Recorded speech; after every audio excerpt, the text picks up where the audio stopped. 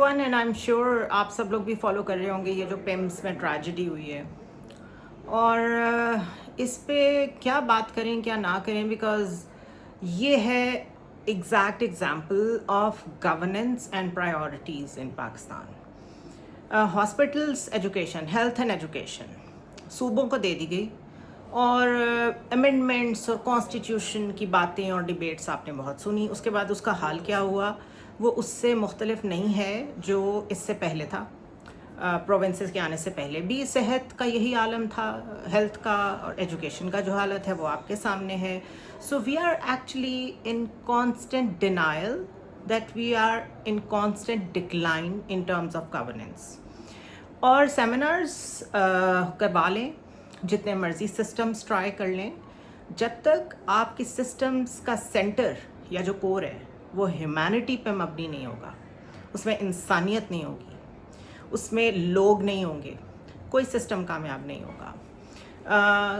आपने किसी डॉक्टर से पैसे दे के भी इलाज कराना हो, सिफारिश करानी पड़ती है। आपने किसी आम हॉस्पिटल में जाना हो, एक पर्ची लेने के लिए जो आप जिस प्रोसेस से और जिस ह्यूमिलिएशन से गुजरते हैं बाय द स्टाफ, ये सारी कहानियाँ अगर रोज़ हम रिपोर्ट करने लगें तब भी ये सिस्टम ठीक होने वाला नहीं है। वाई? बिकॉज सिस्टम को यकीन है कि उसको चलाने वाले उनको कुछ नहीं कहेंगे। आज जो माएँ बैठ के फुटपाथ पे ये कह रही हैं कि हमें तो यकीन ही नहीं है कि यहाँ पे जो आग लगी है उसमें वो 12 न्यूबॉर्न्स या बेबीज़ की डेथ हुई है, बिकॉज दे एक्चुअली थिंक उनका ट्रस्ट डेफिसिट इतना ज़्यादा है कि उनका ख्याल है कि शायद अंदर से बच्चे अगवा कर लिए गए हैं, गायब कर लिए गए हैं।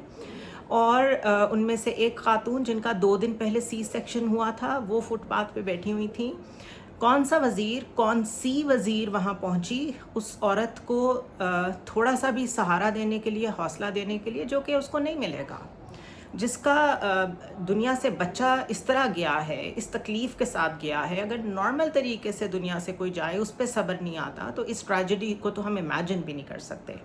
तो जब माएँ फुटपाथ पे बैठ के ये कह रही हूँ कि हमें सिस्टम से लाशें चाहिए, बॉडी पार्ट्स चाहिए, तो इमेजिन ट्रस्ट डेफिसिट कितना ज़्यादा है। सिस्टम्स की बातें छोड़ दें, गवर्नेंस की बातें छोड़ दें, एतबार ही नहीं है, इंसानियत पे ही एतबार नहीं है इस मुल्क में रहने वालों का। बिकॉज़ उन्हें पता है कि हर चीज़ में कोई ना कोई गेम होगी, हर चीज़ के पीछे कुछ और हो रहा होगा, दिखाया कुछ जाता है, होता कुछ है। 1122 कब पहुंची, रिस्पॉन्डर्स ने कितना जल्दी रिस्पॉन्ड किया, डॉक्टर्स किधर थे, इररेलेवेंट। द वेरी फैक्ट कि उनको यकीन ही नहीं है जब तक आप उन्हें उनके बच्चों का DNA करके नहीं बताएंगे कि they have actually died. This is the story of Pakistan and this is why जब लोग इतना बोलते हैं, जब लोग इतना ज़्यादा अपना कथारसिस करते हैं, तो आप कहते हैं आपके पास कुछ पॉजिटिव कहने को नहीं है। जब लोगों तक सिस्टम नेगेटिव पहुंच रहा है, डिज़ास्ट्रस तरीके से रोज़ चीज़ें वो फेस कर रहे हैं, चाहे किसी पुलिस स्टेशन में जाना हो, चाहे किसी हॉस्पिटल में जाना हो, एजुकेशन सेंटर्स में क्या हो रहा है आपके सामने है। हर जगह पावर स्ट्रगल है, हर जगह एक स्ट्रक्चर है जो एम्बेडेड है जिसको कोई नहीं हिला सकता। So this is the story of Pakistan. Seminars कराने से, विजन्स बताने से, मैं देख रही थी टेलीविजन्स पे विजन पाकिस्तान ब्ला ब्ला ब्ला, बहुत कुछ हो रहा है, वही पुराने चेहरे, कुछ नया नहीं है टू ऑफर द पब्लिक। वही चीज़ें रिपीट हो रही हैं, वही चेहरे रिपीट हो रहे हैं, वही प्रोमिसेस रिपीट हो रहे हैं। आई डोंट सी अ डे जिसमें पाकिस्तान में कोई जेन्युइन चेंज आए। I don't see anything happening for the good of the people. अशराफिया के लिए तो चीज़ें अच्छी ही अच्छी हैं, बल्कि this is the best place for elite. Pakistan में जहाँ जहाँ भी लोग हैं, अगर उन्होंने बहुत अच्छे पैसे कमा लिए हैं, कम ओवर हेयर। यहाँ से अच्छी value for money and lifestyle आपको कहीं नहीं मिलेगा। प्रॉब्लम में वो है जो टैक्स देता है, जो पढ़ा लिखा है, जो नौकरी करने की कोशिश कर रहा है, जो रेडी लगाने की कोशिश कर रहा है, जो मेहनत करने की कोशिश कर रहा है। बाकी सब जो 1 to 2% हैं, उन्होंने सिस्टम को हैक किया हुआ है।